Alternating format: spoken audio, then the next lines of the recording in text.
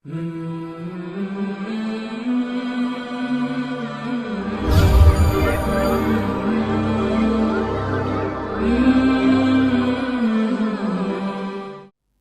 hamdalillah nahmaduhu wa nasta'inuhu wa nastaghfiruh wa na'udzu billahi min shururi anfusina wa min sayyiati a'malina man yahdihillahu fala mudhillalah wa man yudlil fala hadiyalah. Ashhadu an la ilaha illallah wahdahu la syarikalah wa ashhadu anna Muhammadan abduhu wa rasuluhu alladzi la nabiyya ba'dah. Allahumma salli wa sallim wa barik ala habibina wa nabiyina Mustafa nabiyina Muhammadin wa ala alihi wa sahbihi wa man tabi'ahum bi ihsan ila yaumil amma ba'd. Hadirin Bapak-bapak jamaah sekalian yang sama-sama mengharap ridha Allah Subhanahu wa taala. Pertama-tama marilah kita panjatkan puji serta syukur kehadirat Allah Subhanahu wa taala yang senantiasa menganugerahkan kepada kita berbagai macam limpahan nikmat dan juga karunia-Nya kepada kita. Sampai saat ini kita diberikan berbagai macam kenikmatan sehingga kita bisa hadir melaksanakan kewajiban kita salat asar yang insya Allah kita sambung dengan kajian di sore hari. Tentu di tengah kondisi yang sebagaimana kita rasakan bersama, ya, ada yang alhamdulillah fit, ada yang mungkin kurang fit, ya. Maka tidak mengurangi rasa syukur kita kepada Allah Subhanahu wa taala dan kita berdoa. Mudah-mudahan yang sedang sakit segera diberikan kesembuhan oleh Allah Subhanahu wa taala, dan yang sehat ya mudah-mudahan senantiasa diberikan kesehatan oleh Allah, dijaga dari berbagai macam penyakit. Tidak lupa serta salam semoga senantiasa tercurah kepada suri tauladan kita Nabi Muhammad sallallahu alaihi wasallam, kepada keluarganya, sahabatnya dan juga orang-orang yang setia menapaki sunnah beliau sampai hari kiamat nanti. Kita masih melanjutkan Pak kitab Utruk Atharon Qablar Rahim. Ya, kita harus meninggalkan jejak-jejak kebaikan sebelum kita meninggalkan dunia ini. Kita sudah menyelesaikan bab yang pertama terkait kenapa kita harus melakukan hal tersebut, melakukan amalan-amalan yang bisa bersifat luas manfaatnya, ya, tidak hanya kepada kita sendiri tetapi kepada orang lain. Kenapa kita harus melakukan itu semua sudah kita bahas di pertemuan-pertemuan. Setelah itu, pembahasan selanjutnya adalah tentang namadij lil a'malil muta'addiyah an-naf'i gitu. Kalau kemarin kita membahas kenapa harus, maka sekarang kita masuk kepada contoh-contohnya. Ya. Contoh-contoh amalan yang manfaatnya bersifat luas, tidak hanya kepada pelakunya saja tetapi kepada orang lain tentunya. Dan ketika orang lain mendapatkan manfaatnya, otomatis pahalanya juga lebih besar, ya. Maka yang pertama, Syekh Shalih Al-Munajjid radhiyallahu taala menyebutkan yang pertama ad-da'watu ilallah. Amalan yang pertama adalah mengajak kepada Allah Subhanahu wa taala, mendakwahi manusia agar mendekat kepada Allah Subhanahu wa taala. Kata Syekh Shalih Al-Munajjid hafizahullah taala, kata beliau, inna da'wata ilallah min a'dhamil a'mali naf'an lil akharin. Bahwa berdakwah, mengajak orang agar mendekat kepada Allah, bertaqarrub kepada Allah, mengenal Allah Subhanahu wa taala, kata para ulama, min a'dhamil a'li naf'an lil akharin. Merupakan terbesar, amalan yang paling agung dari segi manfaatnya bagi orang lain. Jadi amalan yang sangat bermanfaat sekali adalah ketika kita mengajak orang lain menuju Allah Subhanahu wa taala. Falaisa hunaka naf'adin kad'awati ila tauhidillah wa hamli hammidini wa tablighihi. Maka tidak ada manfaat yang lebih besar seperti halnya berdakwah, mengajak orang kepada mentauhidkan Allah Subhanahu wa taala serta menyebarkan agama Allah Subhanahu wa taala. Walidzalika, oleh karenanya, manahallahu hadhil wadifah al-afdhalal khalqa min bani Adam wa humul anbiya war rusul salawatullahi wa salamuhu alaihim wa kadzalika man sara ala darbihim. Karena mengajak orang kepada ketauhidan merupakan amalan yang paling agung, manfaatnya paling besar, oleh karenanya tugas ini Allah Subhanahu wa taala berikan kepada manusia-manusia terbaik. Siapa saja Pak manusia-manusia terbaik? Para nabi dan juga para rasul alaihi salatu wassalam. Begitu juga orang-orang yang mengikuti jalan yang sudah ditempuh oleh para nabi dan juga para rasul. Allah Subhanahu wa taala berfirman dalam surat Fussilat ayat 33, a'udzubillahi minasyaitonirrajim, wa man ahsanu qawlan mimman da'a ila Allah wa amila salihan wa qala innani minal muslimin. Dan siapakah yang lebih baik perkataannya dibandingkan orang yang mengajak kepada Allah, dia beramal soleh dan dia berkata bahwasanya saya merupakan orang-orang yang berserah diri kepada Allah Subhanahu wa taala. Hal yang perlu kita pahami, Pak, bahwa yang namanya dakwah, yang namanya mengajarkan tauhid, mengajarkan agama, itu merupakan tugas siapa, Pak? Tugas siapa, Pak?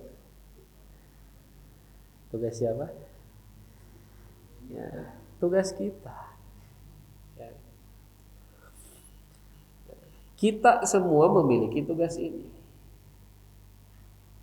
Besar kecilnya tugas tersebut tergantung terhadap atau tergantung kepada tanggung jawab apa yang kita emban. Dalam artian gini, bahwa kita ketika berkeluarga maka kita menjadi apa, Pak? Menjadi kepala keluarga. Ketika berkeluarga menjadi kepala keluarga, kita menjadi mas'ul, orang yang bertanggung jawab. Ya, maka istri solehah, istri sholat, istri ngaji, istri nutup aurat, istri mengenal Allah, itu tugas siapa, Pak, mengenalkannya? Suami. Jadi kalaupun kemudian tidak melakukan dakwah dalam artian yang sebagaimana kita mungkin sering mendengarnya, dakwah itu dari masjid ke masjid, dari mimbar ke mimbar, dari gedung ke gedung, tidak. Dakwah itu merupakan tugas setiap dari kita. Dan yang menjadi objek dakwahnya siapa? Orang yang berada di bawah tanggung jawab kita. Tadi kita sebutkan, kalau orang sudah berkeluarga, maka tanggung jawabnya siapa? Istrinya. Kalau kemudian sudah punya anak, maka anaknya tanggung jawab siapa? Istrinya juga, Pak. Ya. Maka kepala keluarga juga. Ya. Semakin banyak anaknya berarti semakin banyak tanggung jawab. Siapa? Siapa apa? Siap tanggung jawab, siap banyak anak.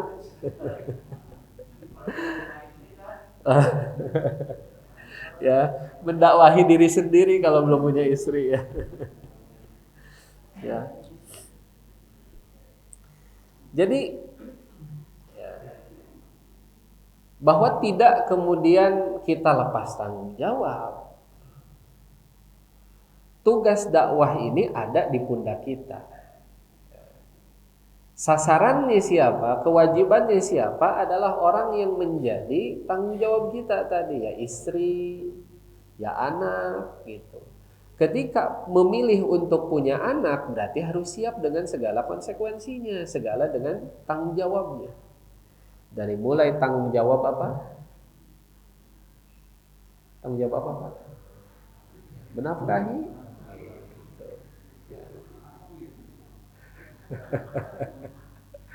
Ya. Maka semakin banyak anak, berarti semakin banyak tanggung jawabnya. Ya. Maka kalaulah kemudian kita diberikan pilihan, gitu ya,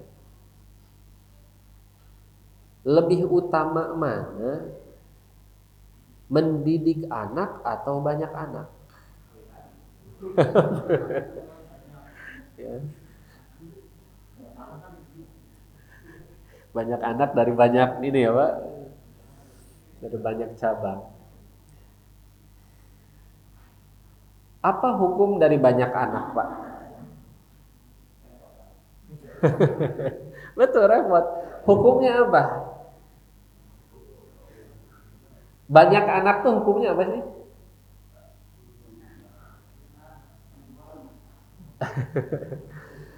Banyak anak tuh hukumnya apa? Banyak anak hukumnya apa? Sunnah, betul. Sunnah.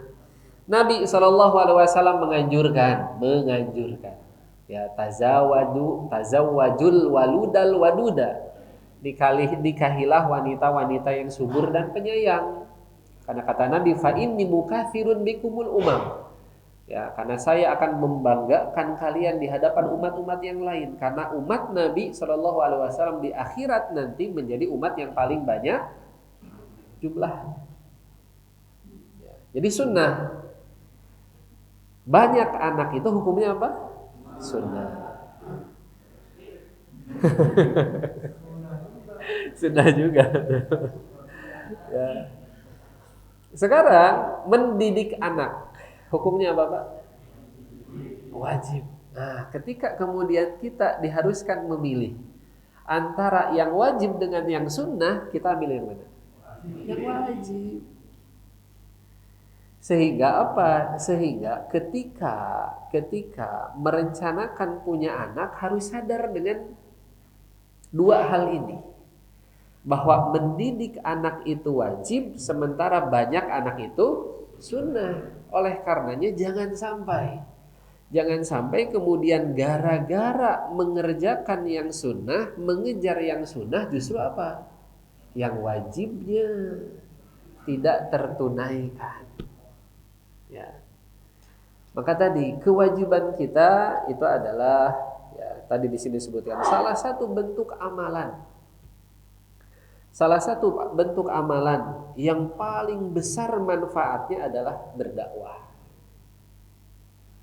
Dan berdakwah yang kita sebutkan di sini adalah tanggung jawab masing-masing dari kita. Ya. Siapa yang kita dakwahi? Ya sesuai dengan kapasitas kita. Siapa yang menjadi tanggung jawab kita?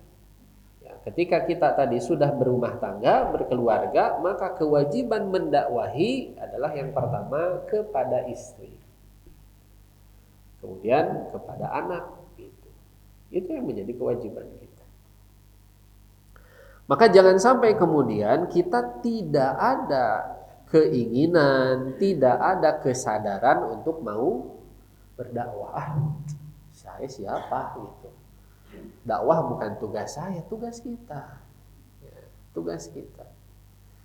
Kita mulai dari siapa tadi? Dari orang yang menjadi tanggung jawab kita. Kenalkan kepada Allah, kenalkan kepada agama Islam, kenalkan kepada hukum-hukum Allah.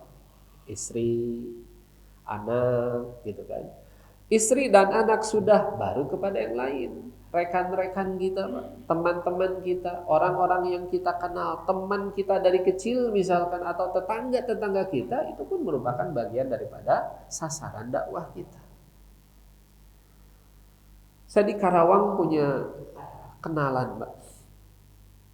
Ya, bukan ustadz, ya. Saya nggak tahu profesinya apa gitu. Kayaknya pengusaha, ya. Udah nyantai sebenarnya, ya. Jadi dia samperin orang-orang yang dia kenal, gitu ya. Hanya untuk sekedar ngajak ke masjid, Pak. Ya. Di salah satu perumahan di Karawang, gitu. Dia main badminton ya, dengan warga di perumahan tersebut. Ya, dari situ kan dekat, rajin badminton, dekat ngobrol. Ya, ditawarin yuk ke masjid, ngajak. Alhamdulillah Pak, korbannya banyak. Bahkan ada yang bilang ke saya juga, menyebutkan, saya Pak, gitu katanya, saya itu korban dari ini katanya. Ke masjid itu korban ini, diajak terus sampai akhirnya jadi jamaah masjid juga. Ya.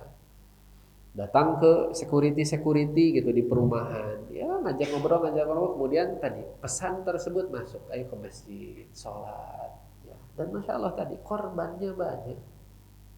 Ya. Jadi kewajiban dakwah itu adalah kewajiban kita semua. Hanya tadi skalanya berbeda-beda.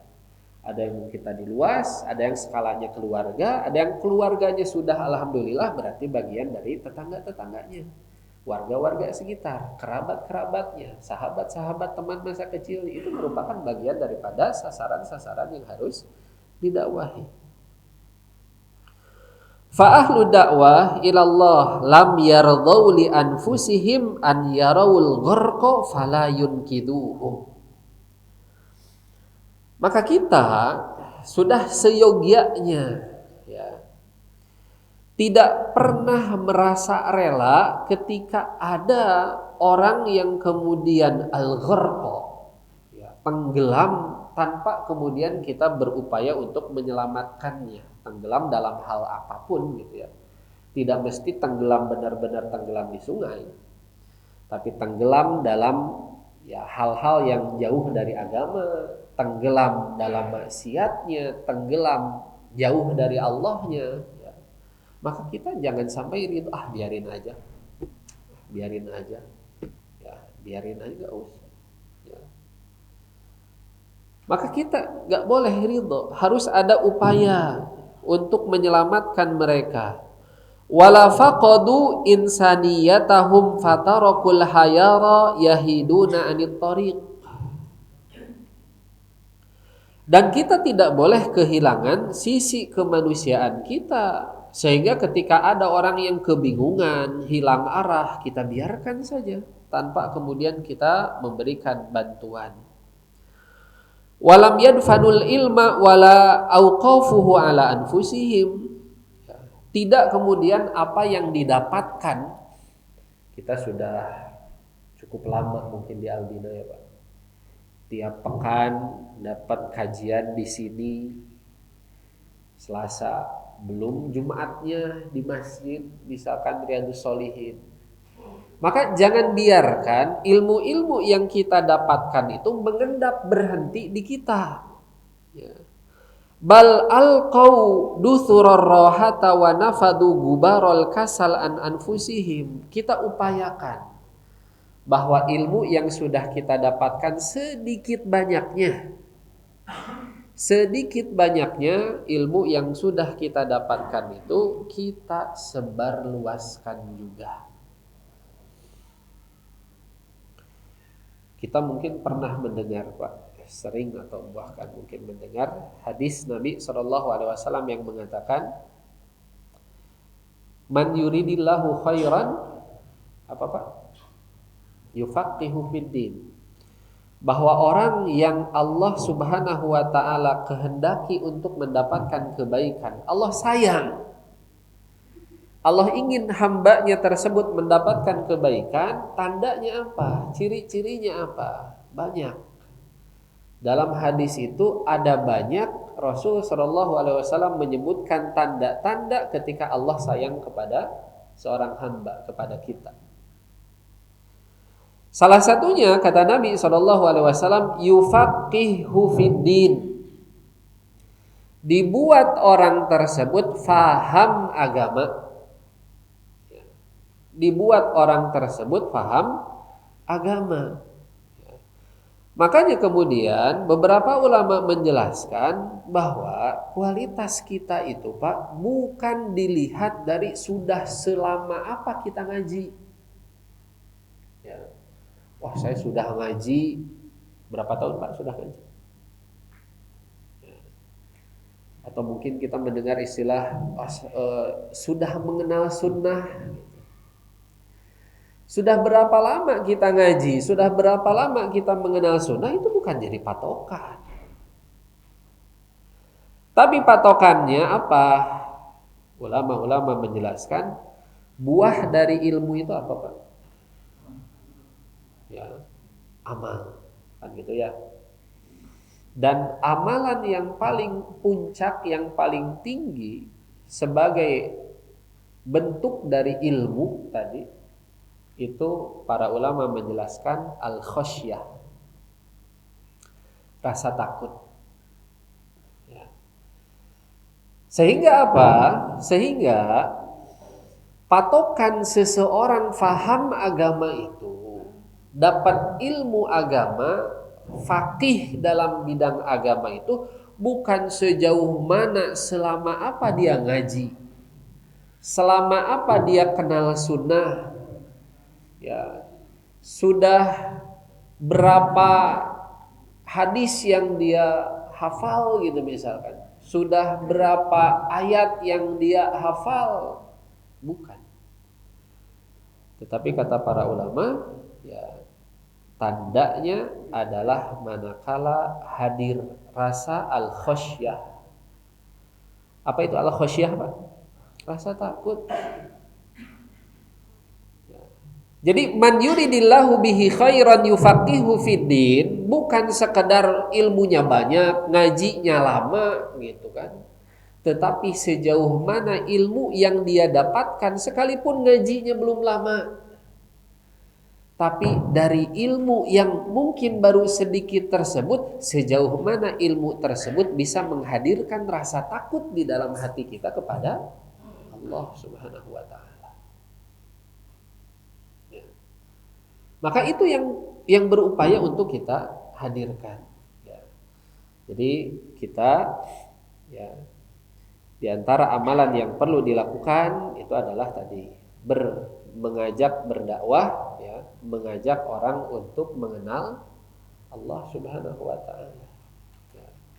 Mulai dari siapa? Tentu yang paling utama adalah mulai dari diri sendiri.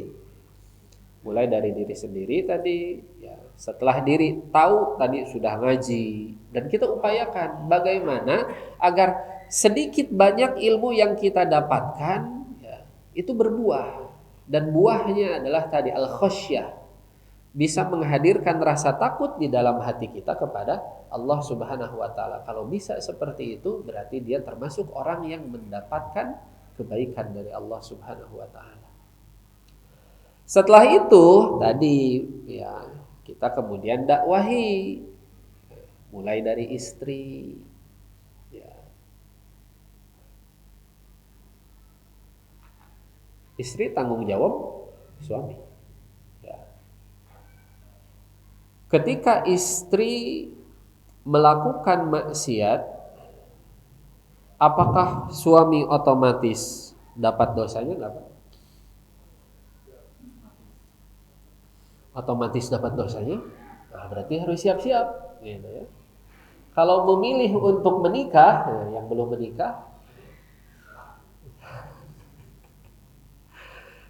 menikah, ketika mau menikah berarti harus siap-siap. Ya, siap-siapnya apa? Siap-siap untuk ya dosanya bisa 2 kali lipat gitu.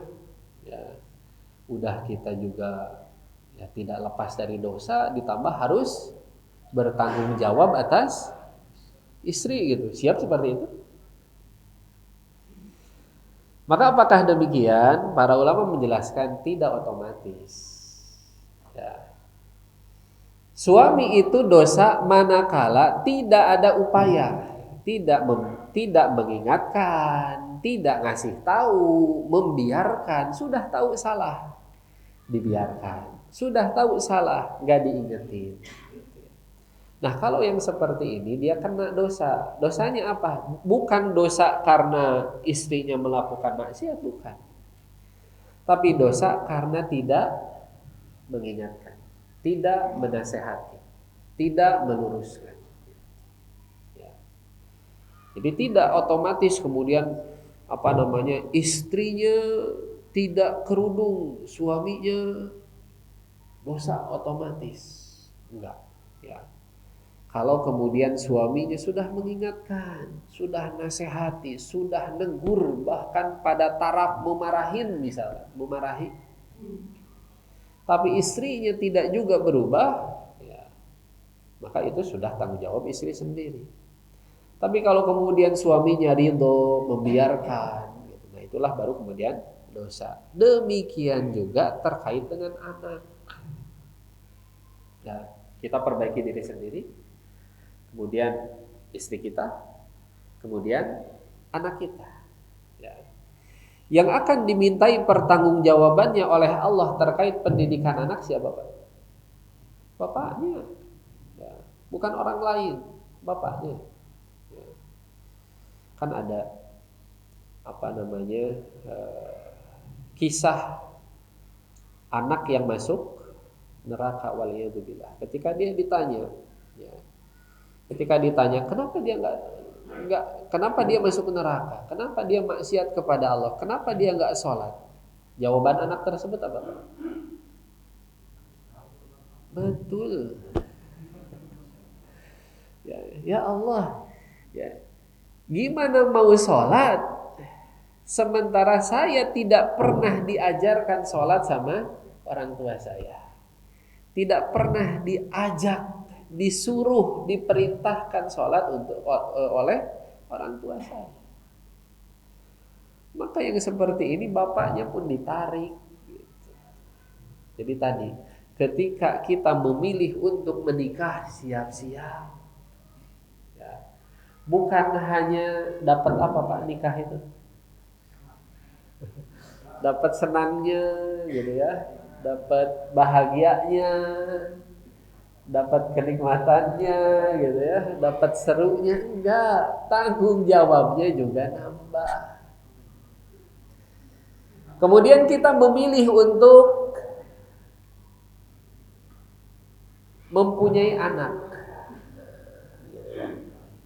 Jadi harus siap, punya anak 1 siap tanggung jawabnya, punya anak 2 tanggung jawabnya nambah lagi, punya anak 3 tanggung jawabnya nambah lagi, punya anak 4 tanggung jawabnya nambah lagi, dan seterusnya. Ya. Maka ketika kita memilih untuk melakukan itu, berkeluarga, punya anak, berarti tanggung jawab kita semakin besar. Berarti apa? Bekal kita pun harus ditambah. Ya. Terutama apa? Bekal terkait dengan apa yang menjadi kewajiban kita tadi. Mengajarkan tauhid, mengajarkan agama kepada anak dan istri. Banyak yang menyebutkan Pak, bahwa sebisa mungkin anak itu hafal Al-Fatihah, betul Al-Fatihahnya sebisa mungkin oleh siapa? Oleh kita. Sebisa mungkin kita yang mengajarkan anak itu Al-Fatihah. Kita koreksi. Berarti tugas yang pertama apa Pak? Agar kita bisa ngajarin anak Al-Fatihah, betul ngajar Al-Fatihahnya, berarti tugas pertamanya apa? Apa tugas pertamanya? Ya kitanya yang harus belajar Al-Fatihah benar. Kenapa demikian? Kenapa Al-Fatihah harus kita yang mengupayakan untuk mengajarkan agar anak dapat Al-Fatihah itu dari kita, agar pahalanya tidak direbut oleh orang lain. Ya, pahalanya direbut sama guru TK gitu kan. Ya. Iya, yang ngajarin Al-Fatihah siapa, Pak? Di TK kan. Al-Fatihah ini kan kebawa sholat. Al-Fatihah itu kan rukun. Sehingga ketika nanti anak sholat, sampai gede, sampai dewasa, sampai tua, dia sholat dan dia baca Al-Fatihah, maka setiap kali anak sholat baca Al-Fatihah, siapa yang dapat pahalanya?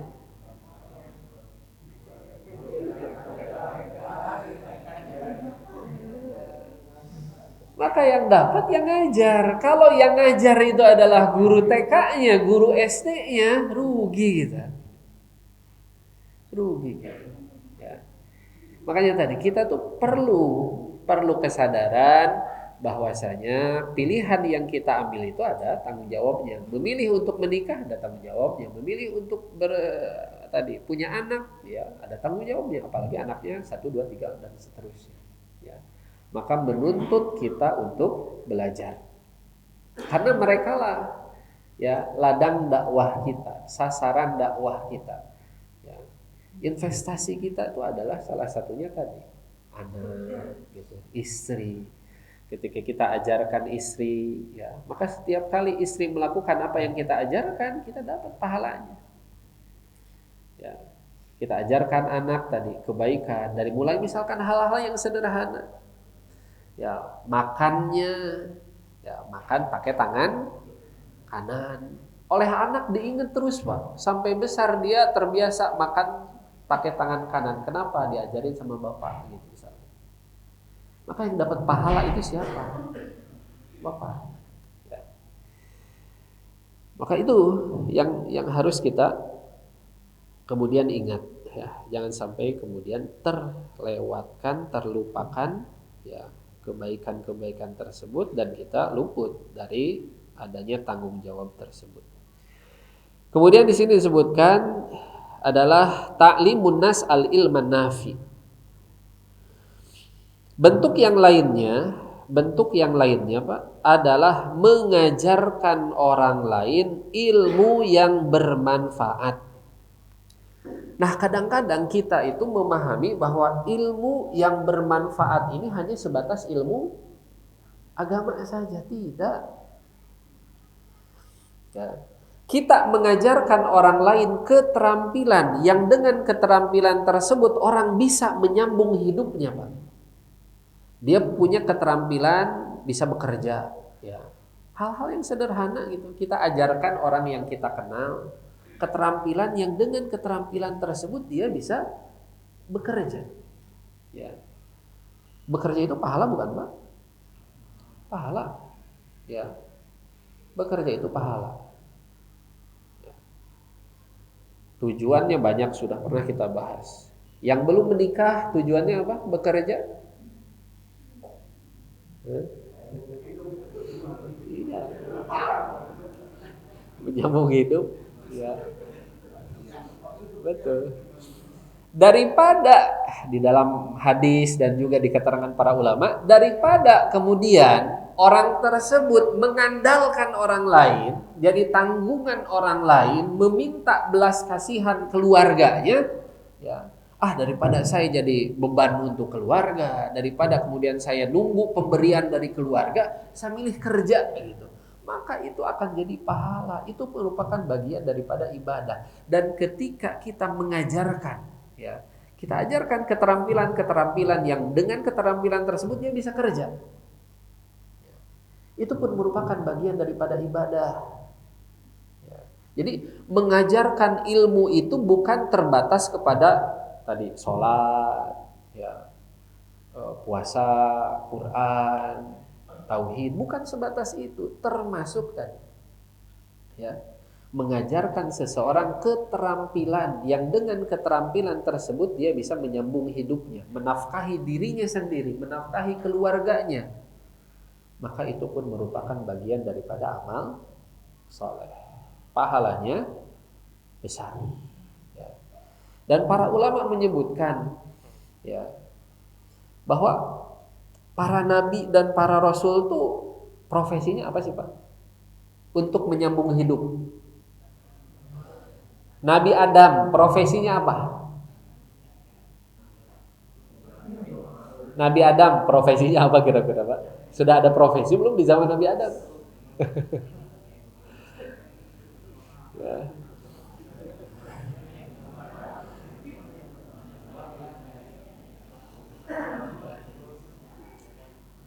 Kata Ibnu Abbas radhiyallahu anhu, Nabi Adam itu adalah harrothan. Ya. Pekerjaannya bertani, berkebun. Itu pun adalah profesi. Nabi Nuh Pak, apa pekerjaannya? Tukang kayu, betul. Ya, punya ilmu, keterampilan ya di bidang perkayuan. Nabi Daud Pak, tukang besi, pandai besi. Bikin pedang, bikin tameng, bikin baju perang. Ya. Nabi Musa, betul, menggembala domba Pak, pengembala. Ngangon begitu. Ya.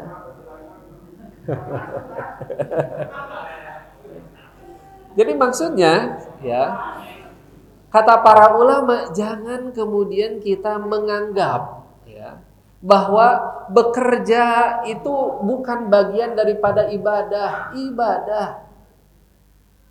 Ya, bertani tadi ya.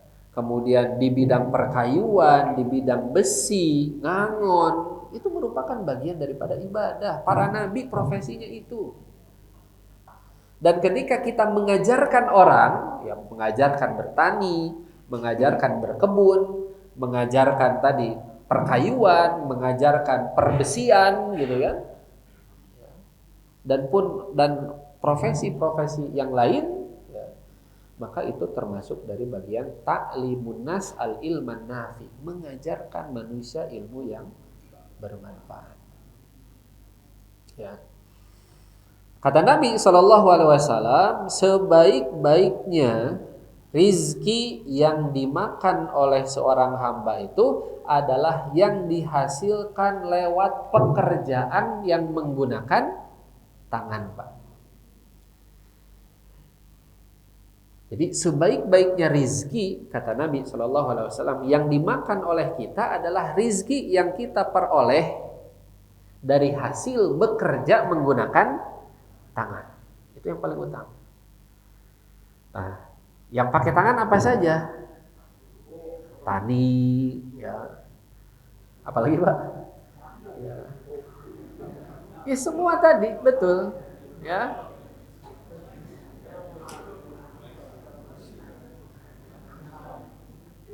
Betul, ya. Kadang mungkin kita merasa biasa saja, padahal enggak. Dalam Islam itu tidak ada ya, hal yang sepele gitu. Semuanya bernilai. Dan Nabi SAW tadi menyebutkan sebaik-baiknya rizki adalah yang dihasilkan ya, lewat pekerjaan yang menggunakan tangan. Ya. Parkir pakai tangan juga, Pak. Ya. Ya. Maka ini yang harus kita ingat ya.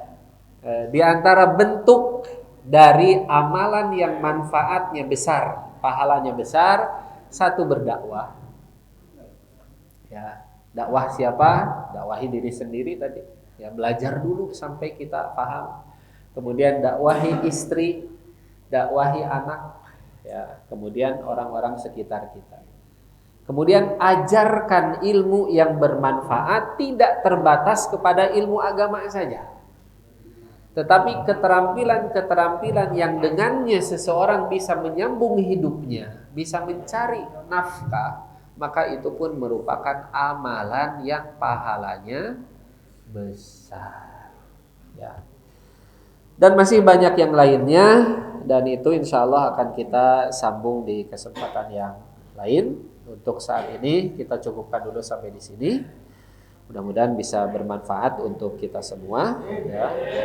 Kita tutup dengan doa kafaratul majlis. Subhanaka Allahumma wa bihamdika asyhadu an la ilaha illa anta astaghfiruka wa atubu ilaika walhamdulillahirabbil alamin. Wassalamualaikum warahmatullahi wabarakatuh. Albina TV, membina iman, ilmu dan akhlak.